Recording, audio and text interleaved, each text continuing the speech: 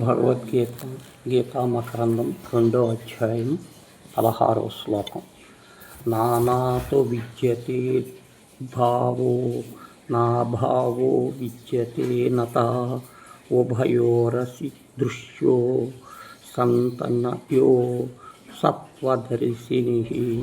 అసత్యములై నామరూపాత్మకములై నశించు స్వభావం కలది అయినట్టి దేహాదులను ఉనికి లేదు. సత్యమైనట్టి ఆత్మకు లేమి లేదు. తత్వజ్ఞానులకు వారికి రెండింటి యొక్క నిశ్చయము బాగుగా తెలుసుకొని ఉన్నారు. కేవలము నోటితో పలుకురాని పలుకు వారు కాదు, సత్యమును కరతాళముల గాంచి వారు అని అర్థం.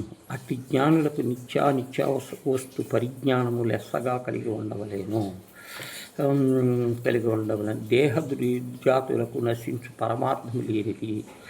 ఆత్మయో సత్యమో వస్తువు, దానికి ఏకకాలము ఉండవలేను. ఈ యథార్థ స్థితి జ్ఞానులు మెరుగుగలరు. సత్యమును తెలుసుకొనలేక లేని దానికి ఉనికిని కల్పించి ఉన్నవానికి తెలిపించి నానా బాధలు నిలుచున్నారు. ఉన్న భగవంతునికి ఆత్మ లేటమనుట ఒక దోషము, లేని జగత్తు ఉన్నదనుకుంటా మరి ఒక దోషము. అనుభవాన్ని సత్య వస్తువు వారికి దూరమై నిత్యమునందు వారి నుండి పలయాణమైపోతున్నది. విపరీతమైన అసత్య వస్తువు దరికి చేరితే దుఃఖచేతనమునకు వచ్చును. దుఃఖము అంతయు కావాలని ఉన్నవారికి ఉన్నట్లుగా లేని దానికి లేనట్లుగా చూసిన దానికి ఇది శాంతి మార్గము.